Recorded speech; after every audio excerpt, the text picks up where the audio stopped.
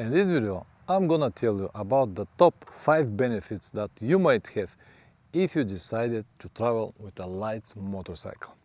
When I'm saying light, I mean there are 3 different categories. Super heavy motorcycles, something like Yamaha Super Tenere, GS 1250 or 1300, KTM 1290, Honda Cross Tourer, and so on and so on. Middleweight adventure motorcycles are like Yamaha Tenere, the one that I have, Versus 650, DR 650, and many more, Aprilia Touareg, and many more similar motorcycles. And the lighter motorcycles that I consider this motorcycle as well are in the range of 150-60 kilograms. These are usually like 300 cc. Before I start the video, I want to clarify that it is not for everyone, definitely not for people who has unlimited budget and they can afford any price, any cost or anything, whatever they travel. It is more for people who want to travel on a budget, people who want to see the world, experience their lives, but still save some money.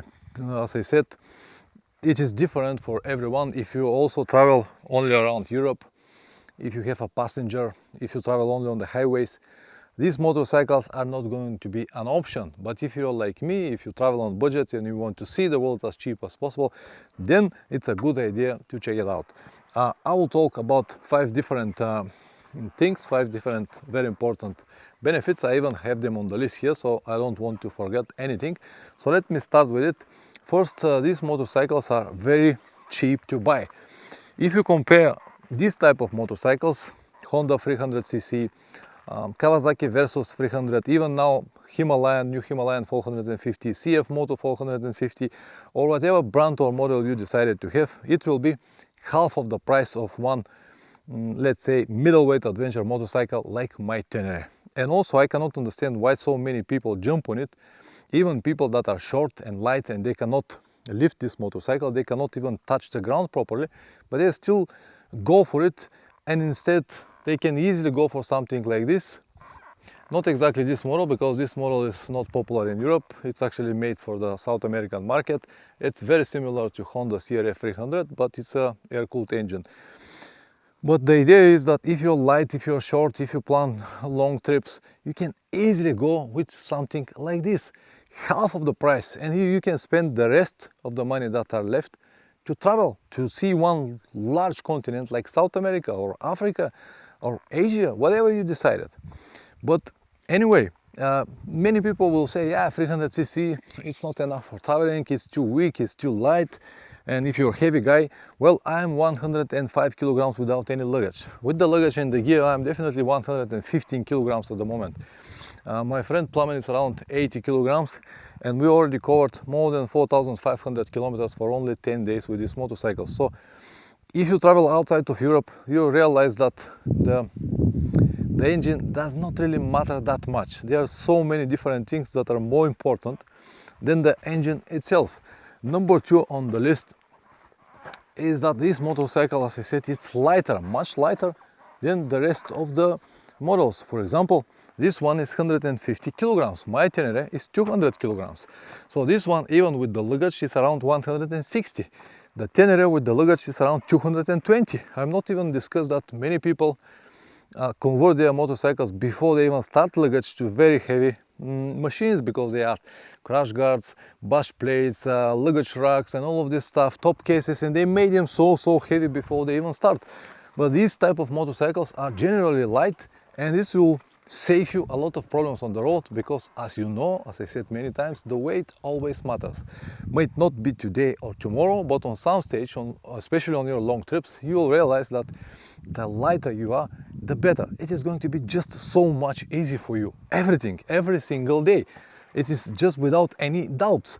Number 3 on the list is that these type of motorcycles are not that attractive like the big adventure motorcycles, especially if you travel outside of Europe, in countries like South America, where the crime is still a problem here and there. But when you have these small and not so noticeable motorcycles, we're actually flowing with the crowd. No one even sees us. They cannot even recognize us unless they stop us on the road and we remove our helmets, because 90% of the motorcycles here are this type or even smaller. So we're actually mixed with the crowd, and this helps a lot because Colombia, Venezuela and Brazil, now the moment we are in Brazil already, we've got so many checkpoints on the road, and from so many, I don't know, hundreds of checkpoints, we've been stopped only twice, just because maybe the policeman over there was bored and has nothing to do just to stop people and asking. The rest just does not even notice us. We go with the flow. But if you have a big and heavy motorcycle, they will see you from 200 meters, and this will be a possible, not really problem, but a possible reason to ask you for some money. And this is very important when you travel in this part of the world. So this was number 3, that you're not going to be attracted, and you're not going to be that attractive. And number 4 is that you're going to have very cheap maintenance. For example, the rear tire of this Honda, it's 120. So the price of this rear tire is around $70–80 here. If I compare it with the price of my Tenere, which is 150, the price will be double. So only the rear tire will save me a lot of money. And if you're on a long trip, that means I have to change at least 3 rear tires. And of course, this will be a lot of money if you calculate it like that. Also, the spare parts, very cheap. Everything is cheap on these motorcycles. Petrol consumption of this model is 3 liters per 100 kilometers. 3 liters per 100 kilometers. With one petrol tank that is 13.5 liters, we can go easily around 400 kilometers. So if I calculate all of this petrol difference between 3 and 6 liters, let's say, if I've got the Tenere, it will look like 4 liters, but if you have something like KTM 890, 790 or maybe 990, you'll have a petrol consumption around 6 liters per 100 kilometers, or some bigger bikes. So on a long trip like ours, at the end of the trip, it will be as minimum as 500–600 euros. So everything is going to be cheap. Maintenance, everything. Also, this type of motorcycles usually got like 1.5–1.7 liters of oil. It's another one burden that you have to pay all the time. And the maintenance intervals on this model are 3,000 kilometers, but we already changed the oils on 3,000 kilometers and it was absolutely fresh, so we can afford to change it every 5,000 kilometers. This is exactly what I do with my Tenere. I change the oil every 5,000 kilometers. Last year on the trip to Magadan, because it was so long, I extended to 10,000, but usually I change it every 5,000 kilometers. So you can save a lot of money also from oils and spare parts, because they're just very cheap. And the last point that I wanted to mention is that with this type of motorcycles, because your average speed is going to be 80, 90 to 100 kilometers per hour, you'll be able to see so much more, because you just travel slowly. There are different people. Some people can see even if they ride with 200, but most of the people, when they ride very fast, they need to concentrate. But when you have this speed 80–90 kilometers per hour, you'll have so much time to look around and you'll enjoy the trip much more.